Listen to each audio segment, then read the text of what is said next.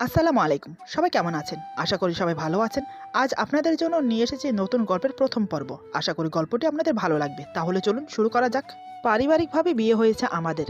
আজ বাসর রাত। নববধূ সাজে বসে আছে আমার স্ত্রী। আমিও তার পাশে বসা। আমার স্ত্রী একজন কলেজ পড়ুয়া মেয়ে। মনে মনে আমার অনেক স্বপ্ন, অনেক আশা নিজের স্ত্রীকে নিয়ে। আমি জানি তার সাথে আমার খাপ খায় না, কারণ আমি মাদ্রাসায় পড়াশোনা করেছি। কোরআন হাদিসের সম্পর্কে অনেক জ্ঞান আমার। আমার ইচ্ছে ছিল একজন আলেম মেয়েকে বিয়ে করা, কিন্তু মা বাবার কথার অবাধ্য তো হতে পারি না। সে শিক্ষা আমি পাইনি। তাই মনে মনে ভেবে নিলাম, বিয়ের পর না হয় নিজের স্ত্রীকে নিজের মতো করে তৈরি করব, যেমনটা আমার পছন্দ। কিন্তু বাদ সাধলো বাসর রাতে। বাসর রাতে তার পাশে বসা মাত্রই হঠাৎ সে আমাকে যা বলল, তা শোনার সাথে সাথে আমার স্বপ্ন, আশা, আকাঙ্ক্ষা সব ভেঙে গেল। মনের ভেতরটা কষ্টে ভরে গেল। রাগে, ঘৃণায়, অপমানে ইচ্ছে করছিল সব তছনছ করে ফেলি। ইচ্ছে করছিল ওকে থাপ্পড় মেরে জিজ্ঞেস করি কেন এমন করলো। এরপর সে যা করলো আমার সাথে, তার জন্য আমি আরো প্রস্তুত ছিলাম না। আমার নাম মোহাম্মদ আতাউর রহমান রিজু। ফ্যামিলিতে মা, বাবা আর আমি আছি। আমি মা বাবার একমাত্র সন্তান। আমার বাবা একজন বিজনেসম্যান, নাম মোহাম্মদ মতিউর রহমান। আমার বাবা একজন সৎ ব্যবসায়ী, কখনো মানুষের সাথে বেইমানি করেনি। তাই আশেপাশের এলাকায় একটা সুনাম আছে আমার বাবার। আমার বাবা আমাকে তার মতোই বানিয়েছে, পড়াশোনা করিয়েছে মাদ্রাসায়। আসলে এই ইচ্ছেটা আমার বাবারই ছিল। আমি দেখতে হ্যান্ডসাম, গায়ের রং উজ্জ্বল ফর্সা, উচ্চতা 5 ফুট 8 ইঞ্চি, সুটাম দেহের অধিকারী। চেহারায় আলাদা একটা মায়া আছে, যেটা যে কোনো মেয়েকে আকর্ষণ করতে বাধ্য করে। আমি ছিলাম সবসময় একটু অন্য টাইপের, আর 8-10টা ছেলেদের মতো না। সবসময় ঠান্ডা মেজাজে থাকলেও মাঝে মাঝে সামান্য কিছুতেই প্রচুর রেগে যাই। রাগটা হয়তো আমার একটু বেশি, কিন্তু মনের দিক দিয়ে অনেক ভালো। এটা আমি বলছি না, আমার মা, বাবা এবং কি আমার বন্ধুরা সবাই বলে। এখন আমি পড়াশোনা কমপ্লিট করে বাবার বিজনেস দেখাশোনা করছি। তার সাথে 5 ওয়াক্ত নামাজ, কোরআন পড়া, ওয়াজ মাহফিলে যাওয়া, সেগুলো তো আছেই। এইভাবেই কাটছে দিন। হঠাৎ একদিন মা বলে উঠল বাবাকে, আমার নাকি বয়স হয়েছে বিয়ে করার। একটা ভালো মেয়ে দেখে বিয়ে দিয়ে দাও। এই বয়সে বিয়ে না করলে আর কখন করবে? এমনিতে তো আমাদের কোনো কিছুর অভাব নেই। বাবা বলে, তা না হয় বুঝলাম, কিন্তু তোমার ছেলেকে জিজ্ঞেস করো সে রাজি কিনা। এমন একদিন আমাকে জিজ্ঞেস করেছিল বিয়ে করার কথা। আমি এক কথাই বলে দিয়েছি, যেটা আপনারা ভালো বোঝেন। তাই তারা দেরি না করে আমার জন্য মেয়ে দেখছেন। এর কিছুদিন পর হঠাৎ আমার বন্ধু আকাশের সাথে দেখা। আমরা একই কলেজে পড়াশোনা করেছি, তবে ছেলে হিসেবে আকাশ অনেক ভালো, বলতে গেলে আমার বেস্ট ফ্রেন্ড। তারপর দুজন কফি শপে বসে কফি খাচ্ছি। আকাশ আমাকে প্রশ্ন করে, কি রে, শুনলাম নাকি তুই বিয়ে করছিস? আমি বললাম, এখনো করছি না, তবে মেয়ে দেখা চলছে। আকাশ বলে, এত তাড়াতাড়ি বিয়ে করছিস? বিয়ে জিনিসটা জানিস? অনেক প্যারা। কেন যে মানুষ বিয়ে করে একমাত্র আল্লাহই জানে। আমি বললাম, মুসলমান হয়ে তোর মুখে এ কথা শোভা পায় না আকাশ। বিয়ে হচ্ছে আমাদের প্রিয় নবী হজরত মোহাম্মদ সাল্লাল্লাহু আলাইহি সাল্লামের সুন্নত। প্রাপ্তবয়স্ক হলে বিয়ে করে নিতে হয়, আর নয়তোবা বিয়ে করার যোগ্যতা থাকলে অবশ্যই বিয়ে করে নেওয়া উচিত। অনেকেই প্রশ্ন করে মানুষ কেন বিয়ে করে, এই যেমন তুই করলি। তার অনেক কারণই আছে, এবং বিভিন্ন মানুষের ক্ষেত্রে তা বিভিন্ন রকমের হয়ে থাকে। কারো বয়স হয়েছে বিয়ে করার, তাই বিয়ে করছে। কারো চাকরি হয়েছে তাই। কেউ দীর্ঘদিন পড়াশোনা করছে, কিন্তু পড়াশোনা শেষ হচ্ছে না, কিন্তু বয়স বেড়েই যাচ্ছে, তাই বিয়ে করছে। কেউ বা প্রেম করছে তাই, কারো দাদি বা নানি চাচ্ছে তাই। বিভিন্ন কারণে মানুষ বিয়ে করে। এসব কারণের মূল কারণ হচ্ছে মানুষকে বিয়ে করতে হবে, তাই কোনো কিছুকে উপলক্ষ করে মানুষ বিয়ে করে। আকাশ বলে, তোর কথা মানলাম, তবে আখেরে যে বিয়ে করে তারই তো লাভ, তাই নয় কি? একটা বিষয়ে ভেবে দেখ, আজকাল বিয়ে হচ্ছে বিজনেস। বিয়ের অনুষ্ঠান, লোকজন খাওয়ানো, বউয়ের মোহরানা, আরো অন্যান্য যাবতীয় খরচ তো আছেই। সব মিলিয়ে অনেক খরচ। এই ব্যাপারে তুই কি বলবি? আছে কি কোনো জবাব তোর কাছে? আমি বললাম, তুই কি প্রশ্ন করছিস না জানতে চাইছিস, কোনটা? আকাশ বলে, জানতে চাইছি। আমি বললাম, তাহলে শোন, তোকে আজ হাদিস সম্পর্কে কিছু কথা বলি। আশা করি তাতেই তোর কাছে সব ক্লিয়ার হয়ে যাবে। বর্তমানে বিয়ের বাজার কেমন যাচ্ছে? এজন্যই বাজার বলছি, কারণ এখন তো টাকার সাথে সম্পর্কিত। টাকা ছাড়া যেমন বাজার করা যায় না, তেমনি বিয়েও করা যায় না। রাসূল সাল্লাল্লাহু আলাইহি সাল্লামের জামানায় লোহার আংটি, জুতো, স্যান্ডেল, মোহরানা দিয়েও বিয়ে হতো। কিন্তু এখন সেটা কল্পনারই বিষয়। বাস্তবে লোহার আংটি, জুতো, স্যান্ডেল দিয়ে বিয়ে তো করা সম্ভবই নয়। এমনকি অপমান করা হবে, বলবে যে তুমি বিয়ে করতে কেন চাইছো। বর্তমানে সবার স্বপ্ন তাদের ড্রিম ম্যারেজ নিয়ে। এমন একটি বিয়ে হতে হবে যা সবার কাছে চিরস্মরণীয় হয়ে থাকবে। সবাই যেন বলে, এই বিয়েটা দারুণ, এমন বিয়ে কোনোদিন দেখিনি। অধিকাংশ যুবক যুবতীরা এখন তাই ভাবে। আর ইংলিশ, হিন্দি বিনোদন মাধ্যমগুলি এই স্বপ্নগুলিকে আরো সুন্দরভাবে প্রচার করছে, এবং এর প্রভাব বিরাজ করছে সর্বত্রে। সব মিলিয়ে ড্রিম ম্যারেজের বর্তমান বাজার মূল্য 15 থেকে 20 লাখ টাকা। কিছুটা সাধারণভাবে বিয়ে করলে হয়তোবা 5-10 লাখ টাকার মধ্যেও হওয়া সম্ভব। ভাবতে অবাক লাগছে সমাজ আমাদের কোথায় নিয়ে যাচ্ছে, এবং আমরাও বা তার সাথে তাল মিলিয়ে কি করছি। ইসলাম কি আমাদের এই শিক্ষা দেয়? এসবই হচ্ছে পাশ্চাত্যের কুশিক্ষা। কিন্তু দিনদার যুব সমাজের উপর এর প্রভাব কেমন পড়ছে? দাড়ি রাখা ছেলেদের সাথে বিয়ে দেব না, কারণ দাড়ি নিয়ে নানান সমস্যা বলে শেষ করা যাবে না। তাই ওই ঝামেলাতে যাওয়া হবে না। আর যদি রাজিও হয়ে যায়, তবে ছেলে কি করে, মোহরানা 10-15 লাখ টাকা দিতে পারবে কিনা ইত্যাদি। তাই একটি সাধারণ পরিবারের দিনদার ছেলে তাদের মতোই সাধারণ পরিবারের মেয়েকে বিয়ে করার সাহস করতে পারে না, যেহেতু মেয়েদের পরিবারের চাহিদা অনেক বেশি। বিয়ে করতে না পারার কারণে বিভিন্ন ফিতনায় পড়তে হচ্ছে দিনদার সাধারণ ছেলে মেয়েদের। ছেলেদের চোখ চলে যাচ্ছে রূপবতী নারীদের দিকে, মন চাইছে তাদের সাথে কথা বলতে, সেই সাথে ইবলিশ অন্তরঙ্গ বন্ধু হয়ে তো সর্বদা পাশে আছেই। ফিতনা থেকে বাঁচার উপায় বিয়ে, কিন্তু তা তো একটা অবাস্তব স্বপ্নের মতো। জুতা স্যান্ডেলে তো মেয়ের বাবা বিয়ে দেবে না, কারণ ছেলের ঘাড়ে অতিরিক্ত মোহরানার বোঝা না দিলে মেয়ের ভবিষ্যৎ অন্ধকার। যে কোনো সময় মেয়েকে তালাক দিয়ে দিতে পারে, সেখানেই সবার ভয় থাকে। রাসূল সাল্লাল্লাহু আলাইহি সাল্লাম সাহাবীদের একদিন বললেন, স্বামী স্ত্রী সহবাস করলে সদগার সোয়াব হবে। সাহাবীরা অবাক হয়ে জিজ্ঞেস করলেন, এ আবার কেমন করে হয়? আমরা নিজেদের মনের চাহিদা পূরণ করব, আর এতে সদগার সোয়াব হবে? রাসূল সাল্লাল্লাহু আলাইহি সাল্লাম বললেন, হ্যাঁ, কারণ এ না করলে অনেক পাপ হবে। আর স্বামী স্ত্রীর মধ্যে মিলনের ফলে বিষয়টি স্বামী স্ত্রীর মধ্যে সীমাবদ্ধ থাকে। জাহিলে যুগে মানুষ মেয়েদের বিয়ে করত ভোগ করার জন্য, স্বর্ণ যুগে মানুষ বিয়ে করত পাপ থেকে বাঁচার জন্য। আর পাপ থেকে বাঁচার জন্য বিয়ে করাই হচ্ছে বিয়ের মূল উদ্দেশ্য। এজন্য লক্ষ্য রাখতে হবে আমার ছেলের দ্বারা তো পাপ হচ্ছে না, আর পাপের আশঙ্কা থাকলে উচিত হবে তাড়াতাড়ি বিয়ে দিয়ে দেওয়া। কিন্তু তাড়াতাড়ি দেই কি করে? আমার ছেলে বউকে খাওয়াবে কি? এভাবে ছেলেকে বিয়ে দিলে সমাজ আত্মীয় স্বজনেরা কি বলবে? আর বিয়েই বা দেব কি করে? মোহরানা বিয়ের খরচ তো আর কম না। নাতি নাতনি হলে আরো ঝামেলা। তার থেকে ছেলে চাকরি পাক, বিয়ের টাকা করুক, সমস্যা কি? এত তাড়াতাড়ি বিয়ে না করলেও চলবে। ছেলে মাস্টার্স করছে, কিন্তু চাকরি নেই, দিন চলে যাচ্ছে, মাথায় টাক পড়ে যাচ্ছে, কিন্তু কেউ পরকালের চিন্তা করে না। আর পরকালের চিন্তা না করলে পাপ থেকে বাঁচার আবার প্রয়োজন কি? এখন যদি মারা যেতে হয়, তবে আল্লাহর কাছে কি জবাব দেব? চোখের গুনাহ, ছোট গুনাহ, বড় গুনাহ, কবিরা গুনাহ ইত্যাদি। একটি ছেলে একটি মেয়ের অবৈধ সম্পর্কের গুনাহ হলো কবিরা গুনাহ। এটা বয়সের দোষ, এখন সবাই তাই করে। এটা সাধারণ ব্যাপার, মেনে নিতে হবে। আগেকার যুগ তো আর নেই, তাই বর্তমান পাপ কাজ সাধারণ ব্যাপার, আর বিয়ে স্বপ্নের ব্যাপার। এবং স্বর্ণ যুগে বা সাহাবীদের যুগে পাপ কাজ ছিল স্বপ্নের ব্যাপার, আর বিয়ে ছিল সাধারণ ব্যাপার। এবার বলতো, তুই কি বুঝলি? তোকে কি আর বোঝাতে হবে? আকাশ বলে, না আমার বন্ধু, আমি বুঝে গেছি, তাহলে আমিও আর অপেক্ষা করব না। আমি বললাম, কিসের? আকাশ বলে, কিসের আবার? বিয়ের। আমিও এবার বিয়ে করে নেব। ওর কথা শুনে আমি হো হো করে হেসে উঠলাম। তারপর একসাথে দুজন হাসলাম। এভাবে আরো কিছুক্ষণ গল্প করে চলে এলাম। এদিকে মা বাবা আমার জন্য মেয়ে পছন্দ করে ফেলেছে, তাও আবার কলেজ পড়ুয়া মেয়ে। কথাটা শুনে আমি আপসেট হয়ে গেলাম। কোথায় ভেবেছিলাম আমার জন্য আলেম মেয়ে পছন্দ করবে, যেহেতু আমি মাদ্রাসায় পড়েছি। কিন্তু তা না করে কলেজে পড়া মেয়ে পছন্দ করেছে। মা বলল, মেয়েটা নাকি ভারী সুন্দর। প্রথম দেখাতে মেয়েকে তাদের পছন্দ হয়েছে, সেখানে আর কি করা যায়? মা বাবা যেহেতু পছন্দ করেছে, আমি আর অমত করলাম না। পরে না হয় নিজের মতো করে বানিয়ে নেব। আমাকে মেয়েটার ছবি দিল। সত্যি মা বাবার পছন্দ আছে বলতে হয়। আমি তো ছবি থেকে চোখই সরাতে পারলাম না, যেন আল্লাহর নিখুঁত হাতে বানিয়েছে, কোনো দিক দিয়ে খামতি রাখিনি। ছবিটা দেখেই যেন মেয়েটার প্রেমে পড়ে গেলাম। মনে মনে নিজের করে পাওয়ার আকাঙ্ক্ষা জাগলো। তারপর আমাদের বিয়ের দিন ঠিক হলো। আগামী মাসের 15 তারিখ শুক্রবার আমাদের বিয়ে। মনে মনে খুশি হলাম একজন জীবনসঙ্গিনী পাবো বলে। যেমন বিয়ের কথা শুনলে সবার মনে লাড্ডু ফোটে, ঠিক তেমনি আমার মনেও ফুটেছে। অপেক্ষায় রইলাম সেই দিনটার জন্য। একসময় সেই দিনটা চলেও এলো। আজ আমাদের বিয়ে। একে একে বিয়ের সব কাজ সম্পূর্ণ হলো। এখন বিদায় নিয়ে বাড়ি ফেরার পালা। মেয়েটা খুব কান্নাকাটি করছে। মনে মনে ভাবলাম হয়তো মা বাবাকে ছেড়ে যাচ্ছে, তাই কাঁদছে। একসময় বিদায় নিয়ে গাড়িতে বসলাম। মেয়েটার দিকে তাকিয়ে দেখি চোখ বেয়ে এখনো জল পড়ছে।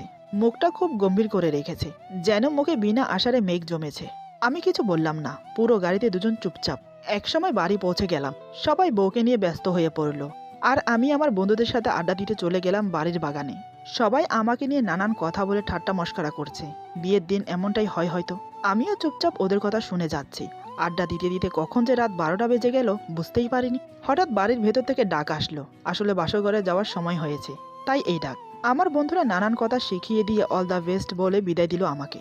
আমিও এক পা দু পা করে বাসর ঘরের দিকে এগিয়ে গেলাম। ঘরে প্রবেশ করে দরজাটা খট করে লাগিয়ে দিলাম, মানে একটু শব্দ করিয়ে লাগিয়েছি, যাতে আমার লক্ষ্মী বউটা শুনতে পায়। তাই হলো, দেখলাম সে নড়ে চড়ে বসেছে। আমি ধীরে ধীরে ওর পাশে গিয়ে বসলাম। কোনো রিয়েক্ট নেই। আমি আরেকটু সামনে গিয়ে বসলাম, তাতেও কোনো হেলদুল নেই। আমি গলা পরিষ্কার করে বললাম, মানে তোমার ঘুমটা সরাতে পারি? এই কথা শোনার সাথে সাথে হঠাৎ সে মাথার ঘুমটা সরিয়ে দিয়ে আমার দিকে তাকালো। কিছুক্ষণের জন্য আমি স্তব্ধ হয়ে গেলাম। মনে মনে বললাম, আরে এসবের মানে কি? ও এমন করলো কেন? কোথায় আমি ঘুমটা সরাবো ও লজ্জা পাবে, কিন্তু এখন তো দেখছি তার উল্টো। সে আমার দিকে চোখ বড় বড় করে তাকিয়ে আছে। এমনভাবে তাকিয়ে আছে মনে হচ্ছে আমি তার আদালতের সবচেয়ে বড় অপরাধী। কিছু না বলে চুপ করে রইলাম, কারণ কি বলবো ভাষা খুঁজে পাচ্ছি না। কিছুক্ষণ এভাবে নীরবতা কাটলো। মেয়েটা ঠিক একইভাবে আমার দিকে তাকিয়ে আছে। আমি সেই থেকে মেয়েটার নাম না বলে শুধু মেয়ে মেয়ে বলে যাচ্ছি। আসলে ওর নাম সুমাইয়া আক্তার তমা। সবাই তমা বলেই ডাকে ওকে। হঠাৎ নীরবতাকে ভঙ্গ করে তমা বলে, আপনি আমাকে বিয়ে করেছেন কেন? ওর প্রশ্নে আমি হকচকিয়ে যাই। এ কেমন ধরনের প্রশ্ন? একটা ছেলে একটা মেয়েকে বিয়ে করে কেন? সেটা কি সে জানে না? আমি কিছুটা স্বাভাবিক হয়ে বললাম, তোমার প্রশ্নের মানে কি? বুঝলাম না। তমা আমাকে বলে, আমি জানতে চাইছি আপনি আমাকে কেন বিয়ে করলেন? আমাকে ছাড়া কি আর কোনো মেয়ে পাননি? আমি গম্ভীর গলায় বললাম, ব্যাপারটা সিম্পল। তোমাকে আমার মা বাবার পছন্দ হয়েছে এবং আমারও পছন্দ হয়েছে, তাই তোমাকেই বিয়ে করেছি। আমি কি জানতে পারি আমাকে হঠাৎ এই প্রশ্ন কেন করা হলো? তমা বলে, দেখুন, আমি ঘুরিয়ে ফিরিয়ে কথা বলা পছন্দ করি না। যা বলি সোজাসুজিভাবে বলি। আসলে আমি একটা ছেলেকে ভালোবাসি, সেও আমাকে ভালোবাসে। ওর নাম রাকিব, বড়লোক বাবার একমাত্র ছেলে। কথাটা শুনে আমার মাথা যেন আকাশ ভেঙে পড়ল। এমনটা কেন হলো আমার সাথে? মনে খুব কষ্ট পেলাম। সেটা প্রকাশ না করে বললাম, আচ্ছা বুঝলাম, তুমি তোমার মা বাবাকে বলনি যে তুমি একটা ছেলেকে ভালোবাসো? তমা বলে, কি করে বলবো? সে সুযোগটা আমি পাইনি। বিয়ের সবকিছু ঠিকঠাক করার পর আমাকে বলা হয়েছে তোমার বিয়ে আগামী শুক্রবার। তখন আমার হাতে কিছুই করার ছিল না, কারণ বিয়ের তারিখ ঠিক হয়ে গেছে। আমি বললাম, কিন্তু এখন তো আমাদের বিয়ে হয়ে গেছে, এখন তো আর কিছু করার নেই। তমা বলে, আমি বলছি না কিছু করতে, আমার ব্যাপারে আমি আপনাকে জানানোর প্রয়োজন ছিল তাই জানালাম। তবে আমার একটা অনুরোধ। আমি বললাম, কি অনুরোধ? তমা বলে, আমি ওর সাথে অন্যায় করেছি, ওর সাথে বিশ্বাসঘাতকতা করেছি, ওকে ঠকিয়েছি। এটা আমার অপরাধ। আমি ওর কাছে যতদিন পর্যন্ত ক্ষমা চাইতে না পারবো ততদিন আমি আপনাকে স্বামী হিসেবে মেনে নিতে পারবো না। তাই আমরা আলাদা থাকবো। ওর কথাগুলো শুনে আমার গা জ্বলছে। ইচ্ছে করছে কষে দুটো থাপ্পড় মারি, কিন্তু পারলাম না। কেন জানি বিবেকে বাধা দিচ্ছে। রাগও দেখাতে পারছি না। চোখ বন্ধ করে নিজের মাথা ঠান্ডা করলাম। তারপর স্বাভাবিক হয়ে বললাম, ঠিক আছে, তবে একটা শর্তে। তমা বলে, শর্ত? কিসের শর্ত? আমি বললাম, আলাদা থাকবো ঠিক আছে, কিন্তু এক বিছানায় থাকবো। এই কথা শুনে তমা আমার দিকে চোখ বড় বড় করে তাকায়। তমা বলে, এক বিছানায় থাকবো মানে? আমি বললাম, এই বিছানায়, মাঝখানে বালিশ থাকবে। তমা কি যেন ভেবে বলে, ঠিক আছে, তবে একদম সুযোগ নেবেন না কোনো কিছুর। মনে মনে যেমন রাগ হচ্ছিল তেমন ওর কথা শুনে হাসিও পাচ্ছে। আমি বললাম, আমি ওই ধরনের ছেলে না, ঘুমের মাঝে কারোর সুযোগ নেব। তুমি আমার বিবাহিত স্ত্রী। আমার ইচ্ছা থাকলে আমি এখনই সব করতে পারি। আমাকে বাধা দেওয়ার শক্তি তোমারও নেই। এই বলে উঠে মাঝখানে বালিশ দিয়ে শুয়ে পড়লাম। তমা ফ্রেশ হয়ে কাপড় চেঞ্জ করে আমার অপর পাশে শুয়ে পড়ল। কিছুক্ষণ অতিবাহিত হয় এইভাবে। আমার চোখে ঘুম নেই। নানান কথা মাথায় ঘুরপাক খাচ্ছে। আমার স্ত্রীর বয়ফ্রেন্ড আছে, সে কি পারবে তাকে ভুলে আমাকে নিজের করে নিতে? আমার জায়গায় অন্য কেউ হলে হয়তো হাঙ্গামা করত। আমি করলাম না কেন জানেন? কারণ আমি একজন ইসলাম পড়ুয়া ছেলে। হাদিস সম্পর্কে অনেক জ্ঞান আছে আমার। এক হাদিসে পড়েছিলাম, কেউ যদি অন্যায় করে তাকে শুধরানোর জন্য সুযোগ দেওয়া উচিত। সে যদি নিজের ভুল বুঝতে পেরে নিজেই শুধরে যায় তাহলে তাকে ক্ষমা করে দেওয়া উচিত। কথায় আছে, মানুষ মাত্রই ভুল হয়। তাই আমিও তাকে একটা সুযোগ দিতে চাই। তার চেয়ে বিশেষ কারণ হলো আমি তাকে ভালোবেসে ফেলেছি, কিন্তু তাকে সেটা বুঝতে দেওয়া যাবে না। এসব চিন্তা করতে করতে আমি একসময় ঘুমিয়ে পড়ি। হয়তো আমার পাশে থাকা আমার স্ত্রী সেও ঘুমিয়ে পড়েছে। জানালার পর্দাগুলো লাগানো ছিল না, তাই বাহিরে স্পষ্টভাবে ঘর থেকে দেখা যায়। বাহির আজ পূর্ণিমা চাঁদ, বেশ হালকাভাবে বাতাস বইছে। হঠাৎ তোমার ঘুম ভেঙে যায়। নতুন জায়গা বলে হয়তো ঘুম ভালো হচ্ছে না, তাই এপাশ ওপাশ করছে তমা। হঠাৎ চোখ পড়ল জানালার দিকে। সেদিকে চোখ যেতেই তোমার আত্মারাম কেঁপে উঠল। ভয়ে হাত পা কাঁপছে। জানালায় দেখলো কেউ একজন সরে গেল। একবার দেখলে তো তাও মনকে বোঝানো যেত যে সে ভুল দেখেছে, কিন্তু বারবার একই ভুল হতে পারে না। আবছা ছায়াটা বারবার আসছে আর যাচ্ছে। তোমার খুব ভয় হচ্ছে। কি করবে সে? এবার আমার দিকে ফিরে তাকালো। দেখলো আমি অঘরে ঘুমোচ্ছি, তাই আমাকে ডাকতে সাহস পাচ্ছে না। ভয়ে কিছু উপায়ন্তর না পেয়ে মাঝখানের বালিশ সরিয়ে আমার কাছে এসে ঘুমায়। আমি কি ভাববো সেটা তোয়াক্কা করল না। একসময় এটা সেটা ভাবতে ভাবতে সে ঘুমিয়ে পড়ে আমার বুকে। তখন তার নিঃশ্বাস পড়ছে আমার বুকে। গরম উষ্ণতায় আমার ঘুম ভেঙে গেল। চোখ খুলে হঠাৎ তোমাকে আমার বুকে দেখে আমি তো পুরোই অবাক। যে মেয়ে একটু আগে আমাকে সাবধান করেছে আমি যেন রাতে তাকে স্পর্শ না করি, সেই মেয়ে এখন আমার বুকে মাথা রেখে ঘুমোচ্ছে। বিষয়টা ভেবে একটু মুচকি হাসলাম। পাখি যখন নিজেই খাঁচায় ধরা দিয়েছে তাহলে তাকে জড়িয়ে ধরতে অসুবিধা কোথায়? শত হলেও সে আমার স্ত্রী। ভুলে গেলাম একটু আগের ওয়াদা। ভুলে গেলাম সে অন্য কাউকে ভালোবাসে। ভুলে গেলাম রাগ অভিমান সবকিছু। সব ভুলে তাকে বুকে জড়িয়ে নিলাম। দেখলাম মেয়েটা আমাকে ঘুমের মাঝেই জড়িয়ে ধরেছে। একটা খুব সুন্দর ঘ্রাণ আসছে ওর শরীর থেকে, খুব মাতাল করা একটা সুগন্ধি, যত সম্ভব পারফিউমের। কিন্তু আমি যে সেই গ্রানে মাতাল হয়ে যাচ্ছি। গ্রানটা খুব চাপা, ততটা স্ট্রং না। শরীরের কাছে আসলেই গ্রানটা পাওয়া যায়। আমি নাক টেনে গ্রান নিতে নিতে ওর দিকে অগ্রসর হতে থাকি। ধীরে ধীরে মুখ গজে দিলাম ওর ঘাড়ে, কিন্তু মেয়েটা একটু নড়চড় করছে না। আমি নাক ঘষে গ্রান নিতে থাকি। তারপর আলতো করে ওর ঘাড়ে চুমো খেলাম। বুকের সাথে আরো শক্ত করে চেপে ধরি। তারপর কপালে একটা চুমো খেয়ে ঠোঁটে কিস করতে যাব। হঠাৎ চোখ পড়ল ওর মুখের দিকে। ঘরে জ্বালানো ডিম লাইটের আলোতে মায়াবী মুখটা আরো মায়াবী হয়ে উঠেছে। ছেড়ে রাখা চুলগুলো মুখের সামনে এসে পড়েছে। আমি আলতো করে হাত দিয়ে চুলগুলো সরিয়ে কানের পেছনে গুজে দিই। হঠাৎ মেয়েটা নড়ে চড়ে ওঠে। ও কিছু বুঝে ওঠার আগে আমি নিজেকে সরিয়ে নিই। এরপর আর কিছু হয় না আমাদের মাঝে। সে নড়ে চড়ে অন্যদিকে ফিরে যায়। আমি মুচকি হেসে ঘুমিয়ে পড়লাম। সকালে উঠে এমন ভাব নিলাম যেন রাতে কিছুই হয়নি। কিন্তু কেন জানি সে আর চোখে দেখছে আমাকে। মনে মনে ভাবছি রাতে কিছু টের পেয়ে গেল নাকি। আবার মন বলে উঠল, আরে ধুর, শুধু শুধু চিন্তা করছিস। টের পেলে নিশ্চয় জিজ্ঞেস করতো, তার মানে সে টের পায়নি। এভাবে কেটে গেল বেশ কিছুদিন। সে তার মতো, আমি আমার মতো। কোনো প্রয়োজন ছাড়া তেমন আমাদের মাঝে কথা হতো না। রাকিব, তোমার এক্স বয়ফ্রেন্ড, বড়লোক ঘরের ছেলে, প্রতি সপ্তাহে 2-3 বার করে তোমাকে বড় বড় রেস্টুরেন্টে নিয়ে খাওয়াতো। কিন্তু বিয়ের কথা বললেই এড়িয়ে যেত। তারপর পরিবারের চাপে তমা আর রাকিবকে না বলেই আমাকে বিয়ে করে। আর তাই তমা ভাবে ও রাকিবের সাথে অন্যায় করেছে। ঘোর অন্যায়, যে অন্যায়ের কোনো ক্ষমা হয় না, কখনোই না। কলেজে পড়লেও মেয়েটার মাঝে ইসলামের কিছু টান আছে। কারোর সাথে বিশ্বাসঘাতকতা করা আল্লাহ পছন্দ করে না। তাই আল্লাহ বলেছেন, যদি তোমরা ভুল করে থাকো বা কারোর প্রতি অন্যায় করে থাকো, তাহলে তৎক্ষণাৎ তার কাছে ক্ষমা চেয়ে নাও। সেই ব্যক্তি যদি তোমাকে ক্ষমা করে তাহলে আমি আল্লাহ তোমাকে ক্ষমা করব।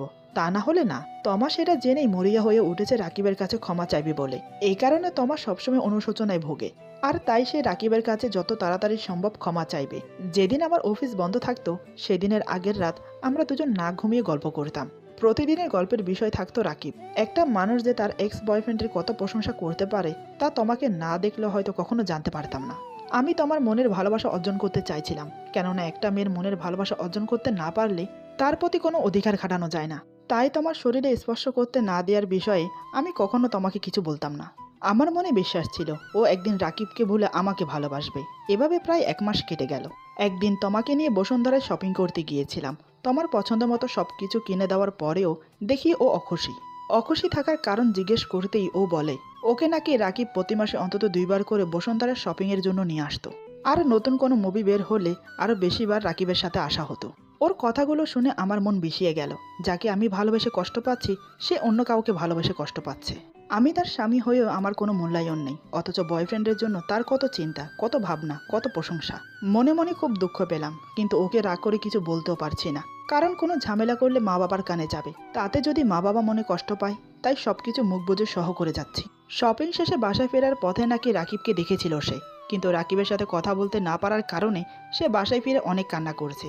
এ যেন মরা কান্না, দেখে তো অবাক, এ কেমন মেরে বাবা। এদিকে তোমা কান্না করেই যাচ্ছে ছোট বাচ্চাদের মতো। তোমার কান্না সহ করতে না পেরে বাংলা সিনেমার দয়ালু নায়কদের মতো আমিও তাকে ওয়াদা করেছি, যেমন করেই হোক রাকিবকে তার সামনে এনে দাঁড় করাবো। সেদিনের মতো আমার আশ্বাস পেয়ে ওর কান্না থেমেছিল। তাছাড়া ওয়াদার কারণে এখন আমার প্রতি ওর মায়া একটু বেড়েছে। হয়তো রাকিবের কাছে ক্ষমা চাইতে পারলেই মনে হয় সব কিছু ঠিক হয়ে যাবে। হয়তোবা আমাকেও ভালোবাসতে শুরু করবে। আমি রাতে না ঘুমিয়ে যখন মাথার ভিতরে এসব আওড়াচ্ছি তখন আমার পাশে তমা ঘুমোচ্ছে। ঘর সম্পূর্ণ অন্ধকার। বাইরে থেকে পূর্ণিমা চাঁদের মৃদু আলো রুমে প্রবেশ করছে। তাতে পুরো ঘর আলোকিত হয়ে আছে। এমন সময় লক্ষ্য করলাম বারান্দা দিয়ে একটা মানুষের মতো অবয়ব আমাদের রুমে প্রবেশ করার চেষ্টা করছে। মনে তো হচ্ছে চোরই হবে যত সম্ভব। তা না হলে এত রাতে এখানে কে আসবে? এত রাতে চোর ছাড়া আর কেউই এভাবে রুমে ঢুকতে চাইবে না। কিন্তু ভাবার বিষয়, এই এলাকায় কোনোদিনও চুরি হয়নি। চোর কেমন তা কোনোদিন দেখিও নি। আর আমি কখনো চোরের চুরি করা দেখিনি। তাই মনে মনে সিদ্ধান্ত নিয়েছি, আজ ঘুমের ভান ধরে দেখব যে চোর কিভাবে চুরি করে। তারপর চুরি করার শেষ মুহূর্তে গিয়ে হাতে না হাতে ধরে ফেলবো। এই ভেবে চোখ বন্ধ করে ঘুমের ভান ধরে শুয়ে রইলাম। ততক্ষণে চোর বাবা ঘরের ভিতরে প্রবেশ করে গেছে। আমি মনের আনন্দে ঘুমের ভান করে চোরের চুরি করা দেখছি। আর চোর তার মোবাইলের লাইট জ্বালিয়ে আরামে চুরি করে যাচ্ছে। তমা এসব কিছু টের পাচ্ছে না, টের পাওয়ার কথাও না। তার ঘুম খুব ভারী, তাই আমি একাই নিশ্চিন্তে সব ফলো করে যাচ্ছি। আমিও যদি ঘুমিয়ে যেতাম তাহলে আমিও টের পেতাম না। তাছাড়া এরকম শিক্ষিত এবং চালাক চোরদের ধরাও মুশকিল। চোরটি চুরি করা শেষে বেরিয়ে যাবে এমন সময় আমি ঘুম থেকে লাফ দিয়ে উঠে চোরের ঘাড়ে আমার শরীরের সমস্ত শক্তি দিয়ে একটা ঘুষি মারি। তাতেই চোর সাথে সাথে মেঝেতে শুয়ে পড়ে। ছোটকালে কোনো এক ক্লাসে বিড়াল নামক একটি গল্প পড়েছিলাম, আর সেখানে চোরের চুরির কারণ হিসেবে বড় লোকদেরই বেশি দোষ দেওয়া হয়েছে। কিন্তু আমার কাছে তা মনে হয় না। তাই আমি কৌতূহলী হয়ে আছি এই চোরের চুরির কারণ জানার জন্য। কিছুক্ষণ পর চোর ঘাড়ের ব্যথায় কাতরাতে কাতরাতে উঠে বসলো। আমি ওর সামনে দাঁড়িয়ে আছি। ততক্ষণে অন্ধকারে চোখ সয়ে গেছে। চাঁদের আলো তো ঘরের মাঝে এসে পড়ছেই। তার আলোতে চোরটাকে খুব ভালো করে দেখলাম। চোরটাকে দেখে আমি একটু অবাকই হলাম, কারণ চোরটাকে ঠিক চোরের মতো লাগছে না। মনে হচ্ছে ভদ্রঘরের ছেলে, খুবই অল্প বয়সী, মানে আমারই সমবয়সী হবে। শরীরের গঠন আর চেয়ারের কাটিং খুব ভালো, দেখতে আমার মতনই হ্যান্ডসাম। চোরটাকে যত দেখছি ততই অবাক হচ্ছি আমি, এমন ছেলেরাও চুরি করে? কিন্তু কারণ কি? দেখে তো মনে হচ্ছে পড়াশোনা জানে। না, জানতে হবে ছেলেটা কেন চুরি করে। হঠাৎ আমি কিছু বলার আগেই চোরটা আমার পা ধরে যা বলল তা শুনে খুবই আশ্চর্য হলাম আমি। এমনও হতে পারে